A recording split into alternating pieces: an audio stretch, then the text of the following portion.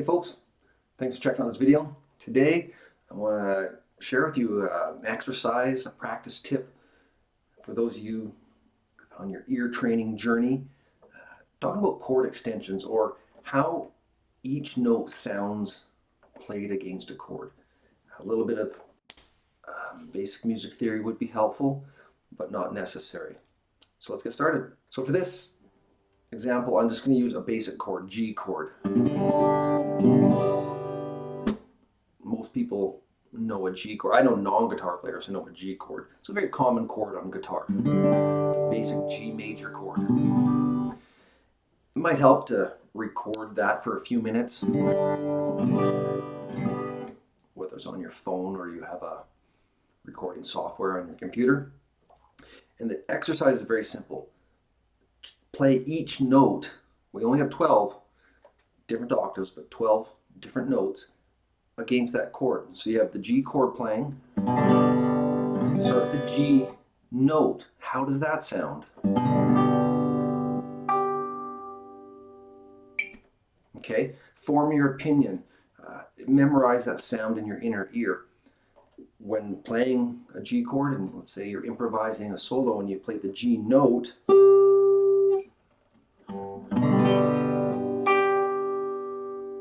how does it sound? It sounds very restful to me, very open, very, consonant. So you know that when playing a G chord, you play the root G note with it. It just sounds very normal, doesn't it? Then go to the next note. What's after G?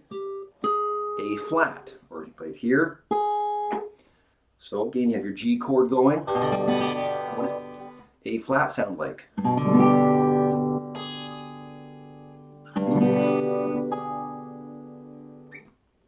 There's quite a bit of tension there. Now some might say, well, according to theory, you're not supposed to really play an A flat with a G chord. We call it a flat 9 or a flat 2. If you're talking about chord extensions. We're not talking about rules and theory right now necessarily. We're talking about categorizing these sounds in our head beyond a basic G chord. And just go through all the notes. The next one, so we did G, we did A flat. Let's try A. There's our G chord. Okay, there's a G with an added A note, or we call it a 9. I love the sound. Right? I just find a very pleasing sound. So now I'd categorize that in my head, maybe give it a descriptive word, and just go through all the notes like that, developing your preferences and your opinions about how each note sounds against a major chord. Now, keep in mind, these qualities are going to be universal. I could play an A chord. If I played a flat 9,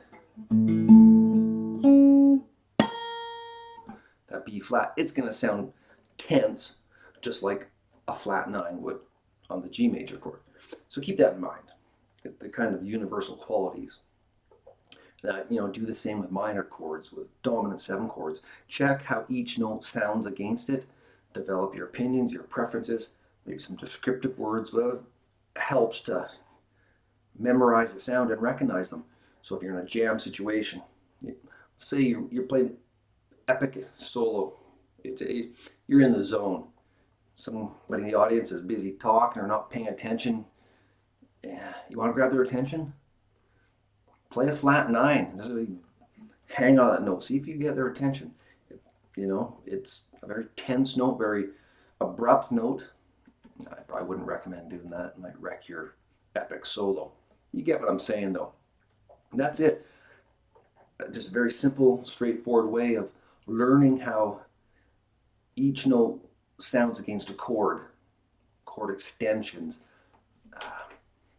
There you go. Hopefully that helps any of you who are kind of going beyond basic chords and scales and whatnot in your ear training journey. All right? See you next time.